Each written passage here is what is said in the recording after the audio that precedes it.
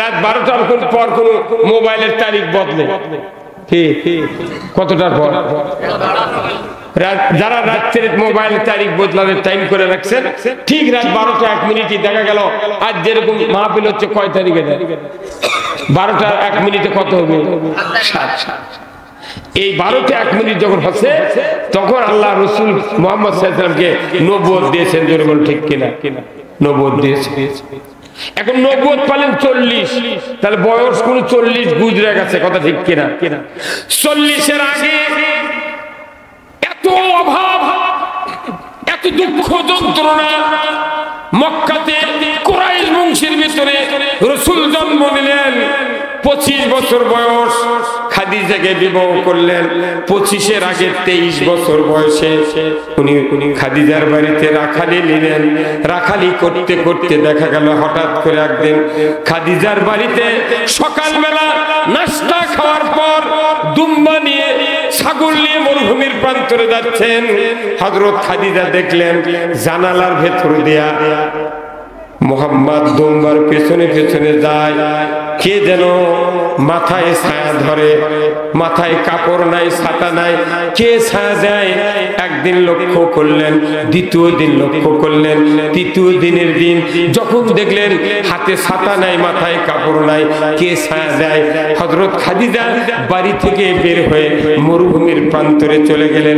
যা দেখেন খাদিজা আকাশের দিক নজর করে আল্লাহর নবী যিনি হবে মুহাম্মদুর রাসূলুল্লাহ সাল্লাল্লাহু আলাইহি সাল্লামের মাথায় দূর থেকে মেঘ একখণ্ড এসে রোদ সেন্দে ফেলে দিয়েছে, যাতে মুহাম্মাদের মাথায় মরু প্রান্তরে তীব্র রোদ না লাগে। ছাতা নাই, কিচ্ছু নাই, ছায়া দিচ্ছে কে? খাদিজা 3 দিন দেখার পর সচক্ষে যা দেখতেছে, দেখি ব্যাপারটা কি। এই ছায়া দেখতে দেখতে 25 বছর পূর্তি হয়ে গেল। হযরত খাদিজা বিকালবেলা সন্ধ্যার আগ দিয়ে রাসূলকে বললেন, মুহাম্মদ, ও মুহাম্মদ, তখন তো নবী হন নাই, ও মুহাম্মদ, আমি খাদিজা, আমার একটা স্বামী মারা গেছে। একজন স্বামী আমাকে ডাইভোর্স করেছে, ডিভোর্স করেছে। মুহাম্মদ, আমার বিশ্বাস তুমি হবে পৃথিবীর একজন শ্রেষ্ঠ মানুষ, কারণ আকাশের মেঘ কোনদিন কাউকে ছায়া দিয়েছে আমি কোনদিন শুনি নাই। আমি মক্কার 7 জন ধনীর ভেতরে 3 নাম্বার ধনী খাদিজা। আমি তোমাকে একটু টেস্ট করতে চাই, একটু প্রস্তাব দিতে চাই। বলে কি প্রস্তাব?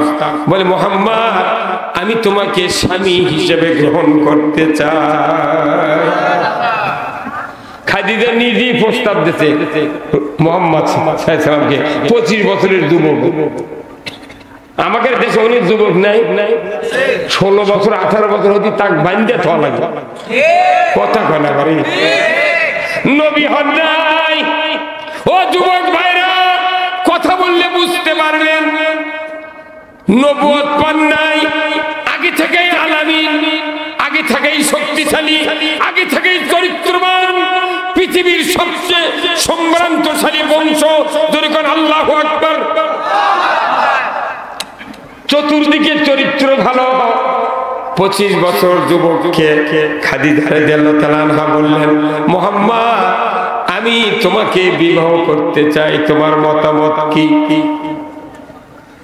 কি শুধু মক্কার 3 নাম্বার ধনী নিজে কথা তোমাকে বিয়ে করব। আমাকে বাংলাদেশের যুবক হলা 14 বছরের যুবক কলোনি রাজ্য কথা কন 14 বছর 16 বছরের যুবক একবারে বলতো রাজি। কিন্তু আমার রাসূল বললেন, ও খাদিজা, আপনি আমার মুনিব, আমি আপনার বাড়ির রাখাল। আমি মায়ের পেট থেকে বাবাকে দেখতে পাই নাই। বের হওয়ার পর 6 বছর আমি মাকে, আমি বয়স যখন আমার 6 বছর মাকে হারিয়েছি। 7 বছর 7.5 বছর 7.5 বছর বয়স হতে পারে, দাদাকে হারিয়েছি। চাচার ঘরে মানুষ, চাচা আমাকে আপনার বাড়িতে রাখালের চাকরি ঠিক করে দিয়েছে। ওগো মুনিব, খাদিজা, আমি উত্তর দিতে পারবো না যতক্ষণ আমার চাচাকে আমি না জানাবো। আমি বিবাহের ব্যাপারে কোনো কথা বলতে পারবো না। বাপ নাই, মাও নাই, দাদা নেই, চাচা পালিছে, ওটি সম্মতি দেওয়া কি সুযোগ? আরে আমাদের বাংলাদেশের যুবকের বাপ আছে, মা আছে, বড় ভাই আছে, ভগ্নিপতি আছে, নানা আছে, দাদা দাদি মোট বাচ্চা আছে। আগে কুন্ডিমান বিয়ে করে এসে বাবুকে চাপবা সালাম, এই যে তোমার ব্যাটার বউ।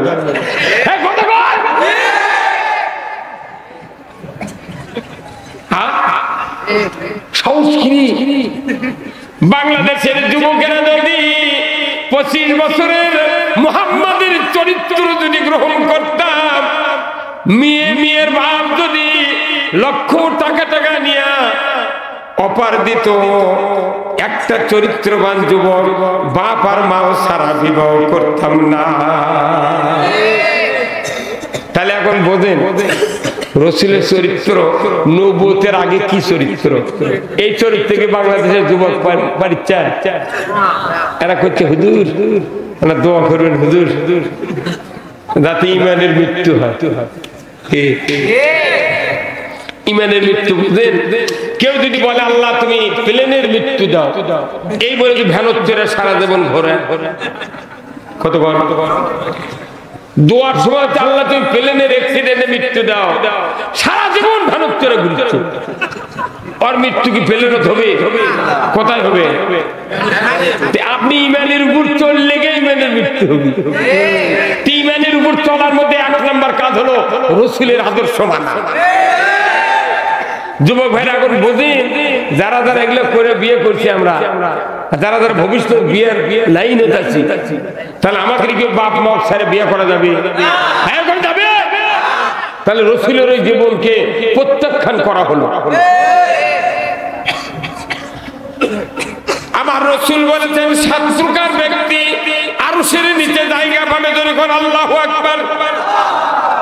যে যৌবন বয়সে যৌবনের তারুণ্যকে দমিয়ে রেখে চরিত্র উন্নত মানের করবে, রাসূলের আদর্শ মানবে, পিতামাতার খেদমত করবে, আল্লাহ ছাড়া কাউকে ভয় করবে না, এমন যুবক কিয়ামতের ময়দানে আরশের নিচে জায়গা পাবে।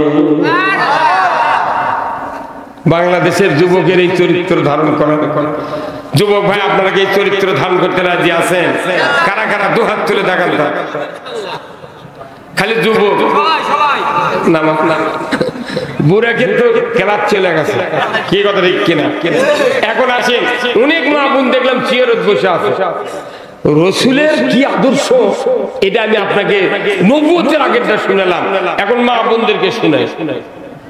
আমার ভাইয়েরা, 27 বছর 37 বছর বয়স যখন আমার রাসূল গাড়ি হিরায় নিয়মিত যান থাকেন, ধ্যান করেন, আল্লাহ এই জাতিকে কেমনি বাঁচাবো, কেমনি জান্নাতে যাবে, কেমনি কি করবে।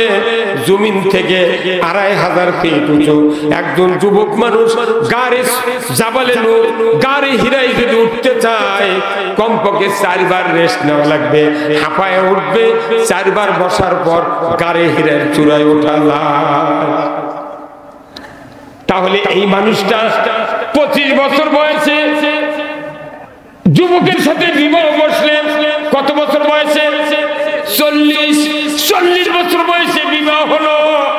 37 বছর থেকে 3 বছর পর্যন্ত গাড়ি হিরায় হযরত রাসূল আকরাম সাল্লাল্লাহু আলাইহি ওয়াসাল্লামের স্ত্রী ভাত পানি বয়া দিয়ে দেয়, ধরে কোন মারহাবা। 40 থেকে 15 যোগ দিলে কত হয়? 55 বছর বয়সের একজন নারী রাসূলকে 2500 ফিট উঁচুতে ভাত বয়া বয়া খিলেছে। 55 বছর একটা মেয়ে, তাই যদি রাসূল 3 বছর ভাত বয়া বয়া খিলাতে পারে 2500 ফিট উঁচু পাহাড়ে, আর এখনকার মহিলারা ও আর সোনার ফটু।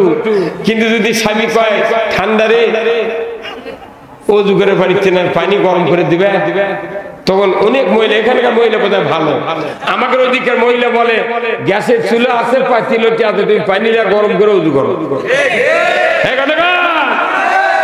হাঁটা তো দূরের কথা, ওটা তো দূরের কথা।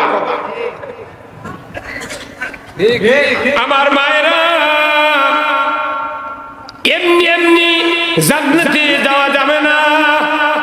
আল্লাহ রাসূল তামাম ধন সম্পদ খাদিজা রাসূলকে লিখে দিলেন। সেই মানুষকে 3 বছর পাহাড়ের চূড়ায় ভাত বয়া দিলেন। কি কষ্ট, কি কষ্ট। আর আমার দেশের যুবতী মহিলা যখন বিবাহ হয় 2-3 মাস ভালো দেয়, তারপরে আস্তে আস্তে স্বামীর সাথে বিরোধিতা শুরু করে। ওই চরিত্র মেয়েদের ধরতে হবে। 55 বছরের নারী যদি রাসূল 3 মাইল 2500 ফিট উঁচুতে যদি ভাত বয়া দিতে পারে, পানি বয়া দিতে পারে, তার খেদমত করতে পারে, আমরা কি হয়েছি কথা ঠিক কিনা? ওই চরিত্রে আমাদের দেশের নারীরা ধরতো। আমার দেশের স্বামীরা স্ত্রী কোলত করিলে ঘুরতো। হুজুর কত কর না আপনি, হুজুর ধন্দা মারেন কি হতে আপনি? হ্যাঁ কত কি এখন স্বামী স্ত্রীর কি মহব্বত, এটাকে লাস্টে হবে। আমি এটা রাসূলের নবুয়তের আগের আদর্শ। রাসূল নবুয়ত পায়নি, তখন তার স্ত্রী কিভাবে রাসূলের খেদমত করছে তার একটা আদর্শ নমুনা শোনালাম।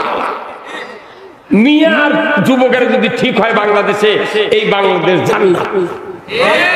আসুন এখন আমি কোরআনে ঢুকবো, রাজি আছেন তো? এই কথাটা এই জন্য বললাম যাতে আপনাকে সবার, আমাকে সবার ব্রেনটা একটু নরমাল হয়ে আসে। ব্রেন তো খুব তীক্ষ্ণ। এই কথাটা বলার সাথে সাথে একবারে ঝামিরা যায়নি। কি পেঁয়াজের গাছ দেখেছেন? পেঁয়াজের গাছ সবসময় তাজা থাকে। 3 মিনিট আগে যদি পেঁয়াজের গাছ যদি ফেলে যেতেন 3 মিনিটের মধ্যে আউড়ে যায়।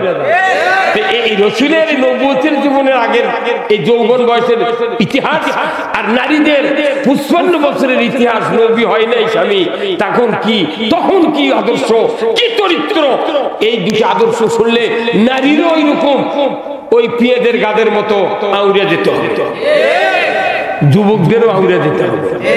তাহলে এখন কথা এই ইমানের উপর কথা বললে একটু আপনাদের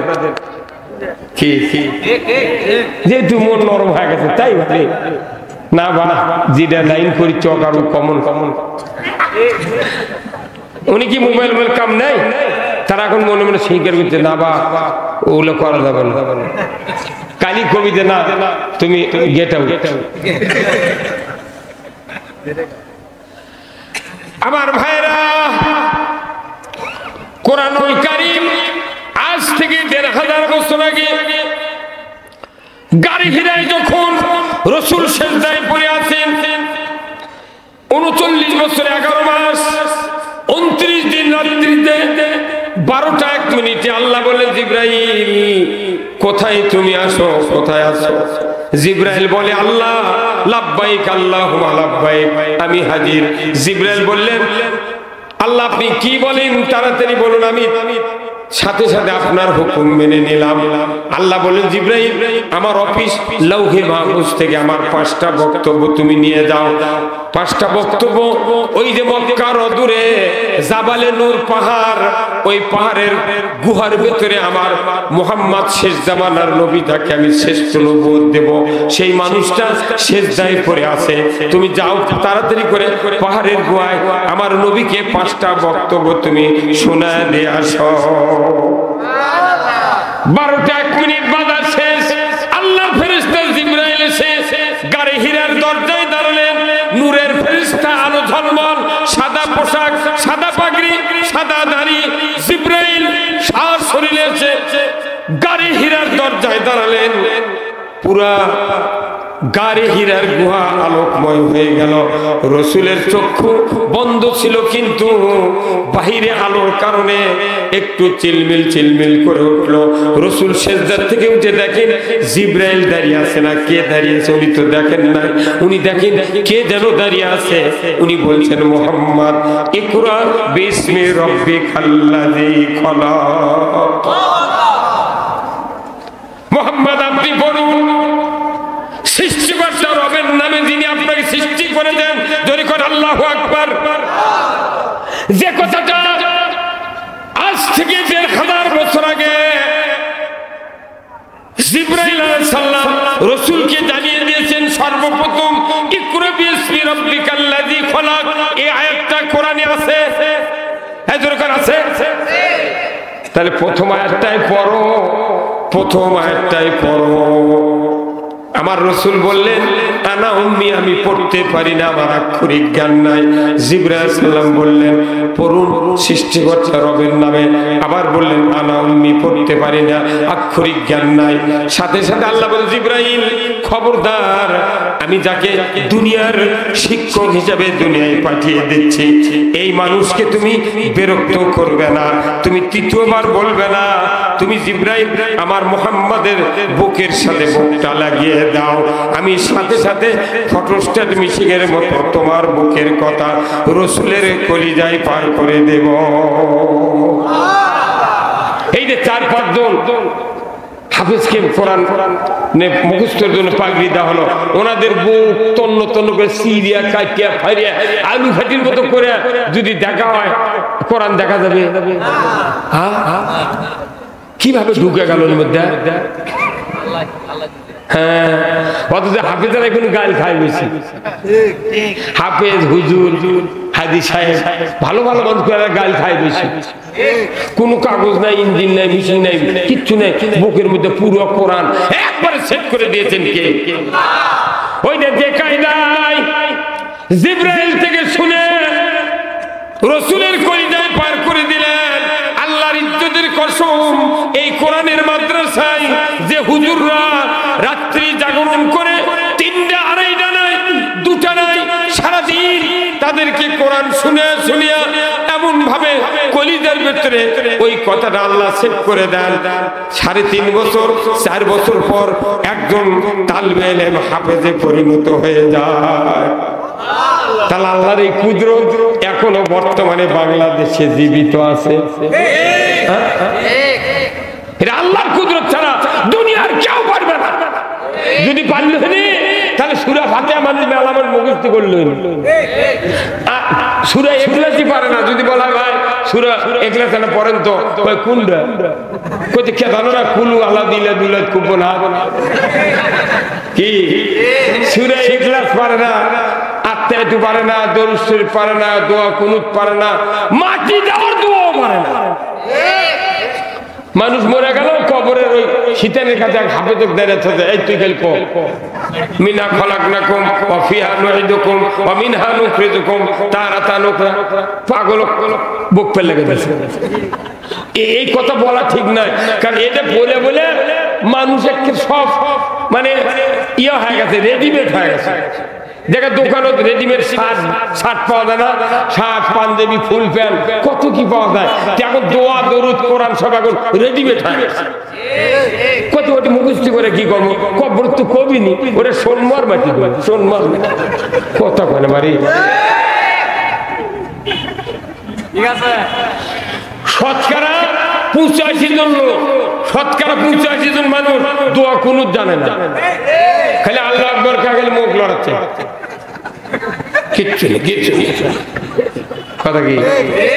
এই যে মাদ্রাসার ছাত্ররা দোয়া কুনুত কোরআন মুখস্থি করতে করতে ঘাড়ের রং শুকিয়ে গেছে, তার ক্ষেত্রে বেতন নেই, ছায়া চিন্তা ভিক্ষা করে এগুলো মাদ্রাসা চালানো দিচ্ছে। তাহলে এই মাদ্রাসা যারা পড়লো, আমার ইউনিয়নের এক ছাত্র এখানে পাগড়ি দিলাম, আমার ইউনিয়ন বাড়ি, বাপের নাম এরশাদ আলী, ওই তিতুলিয়া ভর তিতুলিয়া ফকির পাড়া বাড়ি, আমার ইউনিয়নের থেকে যে এটি পড়ছে, অথচ এই গায়ের মানুষ বাড়ি বাড়ি কোন ব্যাটাক দিচ্ছেন। ওরা বাড়ি এই মাদ্রাসা তৈরি করে বেটা ভাইটা কেজিত পড়াচ্ছে, আর ওই গাইবান্ধা থেকে ধরে নিচ্ছে। এর কি দুর্ভাগ্য, সব বক্তৃতা আমি করবো, কর্তৃপক্ষ বেদার হবে।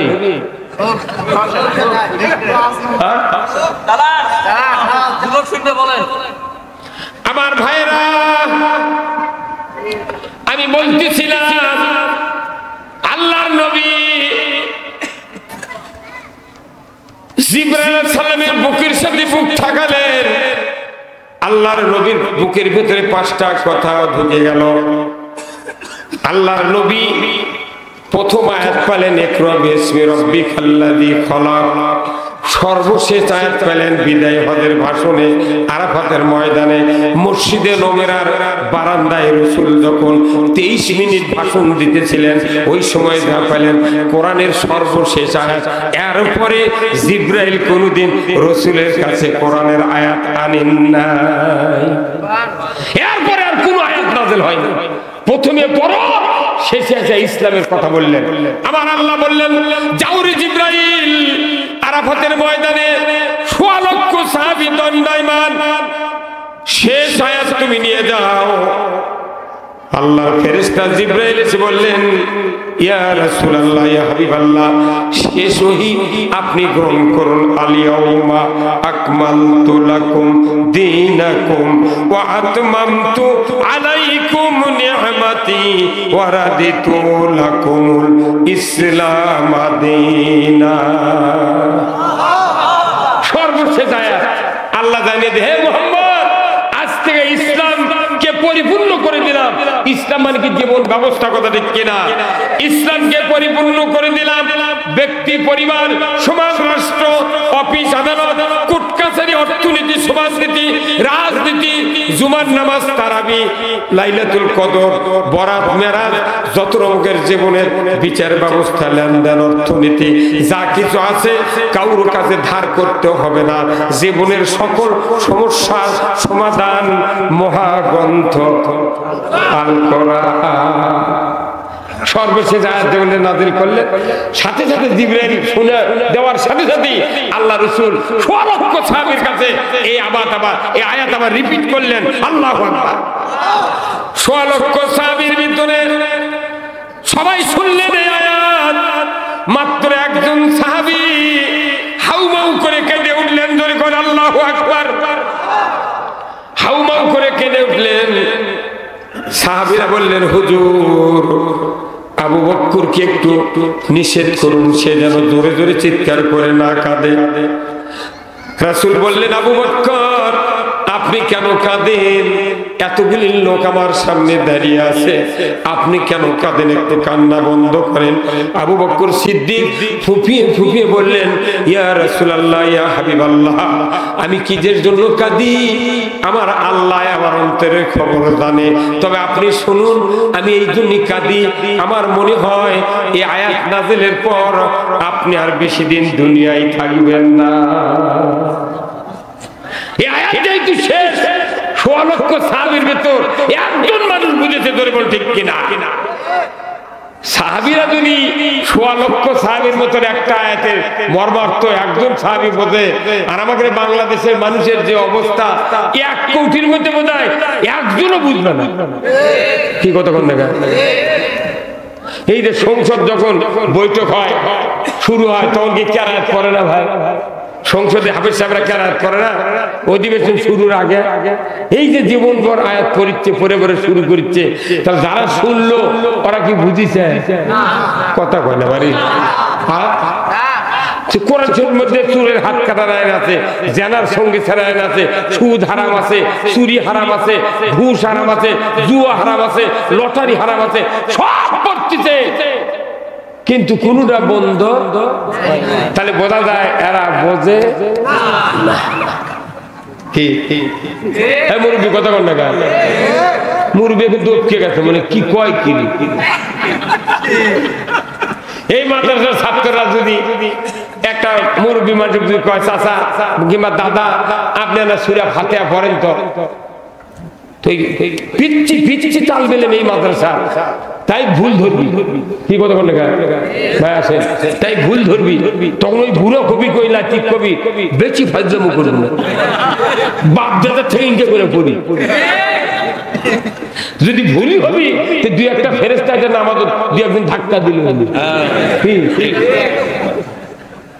কি মত 40 বছরের পীরের মুরিদ, তাকে আমি ধরেছি যে আপনি তো পীরের যেটি পীর যায় সেটি দলে দলে যায়, আপনি কত গোসলের ফরজ কয়টা? তুই করছে 60টা। 40 বছর পীরের যাকে তাই করছে গোসলের ফরজ 60টা। তাহলে আমারই কচুর সাথে গলার দড়িতে মরা ভালো। অথচ আমার দেশে যত বিয়ে পড়ানো হয়, যত দাদা দাদি নাতি বউ দেখার জন্য বিয়ে দেয়, একটা দাদা একটা নাতি একটা মোল্লা বিয়ের আসরে ফরজ গোসল বরফ থেকে শোনে না।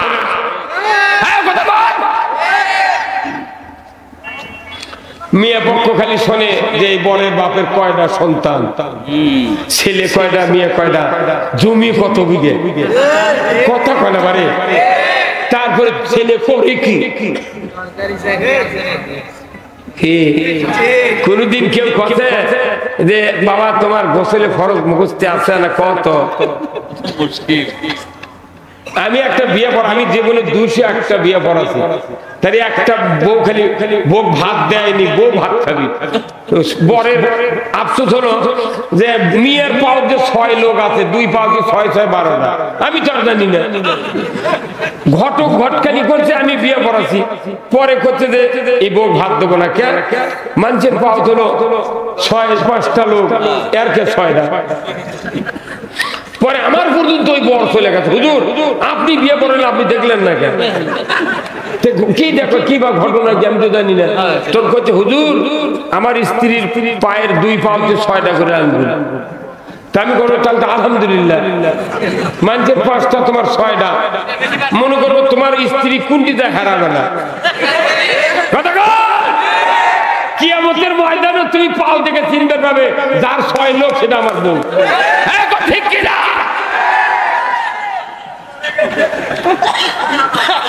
তারপরও আমি বউ ভাত দেওয়ার পারিনি। তার মানে ওর আফসোস কেন পায় এই দশা তারা প্রায় সব মেয়েগুলো ভাত খাতে। আমি বিয়ে করারে আমি প্রথমে বলি যে বাবা তুমি তো বিয়ে করবে যাচ্ছ, তুমি এখানেই বলবে না আমার সাথে দূরে সরে যা বলবে গোসলে ফরজ কয়টা? তুমি যদি কও যে না জানি না, তাহলে তফাৎ নেই, তোমাকে শিখে মুখস্থি করে কুলি করে দেখে আমি এটা কত কনে গা। এটা কি কয়া কি খারাপ? হুজুর এটা কি কয়া খারাপ? এর সঠিক মশলা। আমি এইভাবে বিয়ে করাই নাপকে দেখবেন যদি গোটা আত্রায় নদী ভাঙ্গে ফেলে দেয় ডুব দিয়ে, আর ফরজ আদায় হবে না। কি বলে হ্যান্ডেল ভাঙি ফরজ আদায় হবে না। তাহলে বিয়ে পড়ানোর প্রথম কাজ হলো এটা শিখাতে হবে। আর প্রথম ফরজ হলো বিয়ে হচ্ছে আপনার মোহরানা, দ্বিতীয় ফরজ হলো ইজাব কবুল, আর এই দুটার আগে হলো গোসলের ফরজ। এইগুলি যদি ইমামরা যদি আমরা বুঝতাম, আমার দেশের যুবকেরা বিয়ের আগেই গোসলে ফরজ শিখে গিয়ে বড় হবার। রসুলের যে চেতনা, এই চেতনা আলেমদের ভেতর থাকতো, আমার দেশের যুবক থেকে শুরু করে বৃদ্ধ পর্যন্ত এইভাবে ইসলাম সম্পর্কে অজানা থাকতো না। আপনি দাদি নাতি বউ দেখবেন শিখেলেন না, এই লাতি গড় গড়ে কুলি করা লাগবে, নাকের নরম হাড্ডি বন্ধু পানি দেওয়া লাগবে, পুরো শরীর ভালোভাবে 3 বার ধৌত করা লাগবে। দাদি জানে না, ওই কি শিখাবে? ডুব না দিয়ে যত সোল হসে।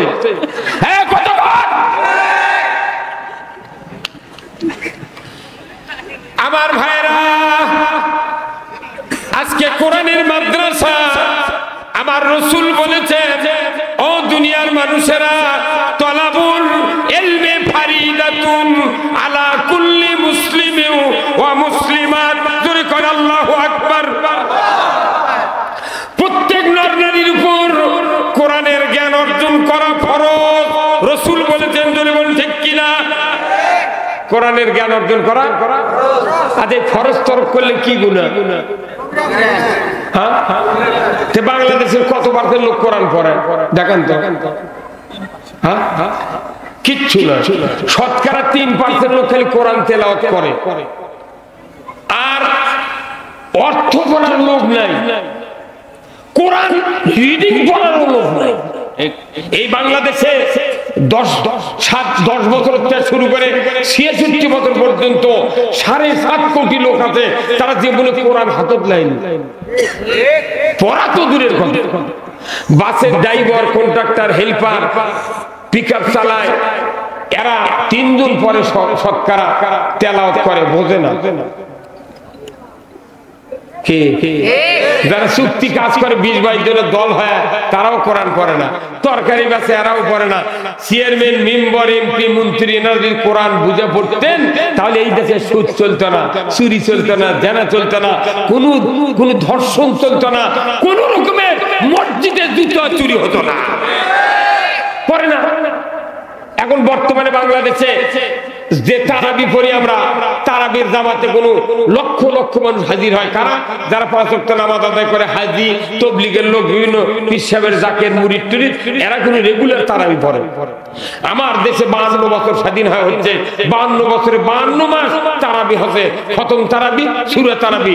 আমি 25 বছর আমি ইমামতি করেছি তারাবি। আমি দেখেছি হিসাব করে যে একটা মাসে যে তারাবি পড়ায় হাফেজরা, ইমামরা 10টা আয়াতের মানে এক মাসের মধ্যে বক্তা দিক শুনাই না। বৃহৎ যে জনগোষ্ঠী পাক্কা নামাজি, এরাও কোরআন শোনে না। তাহলে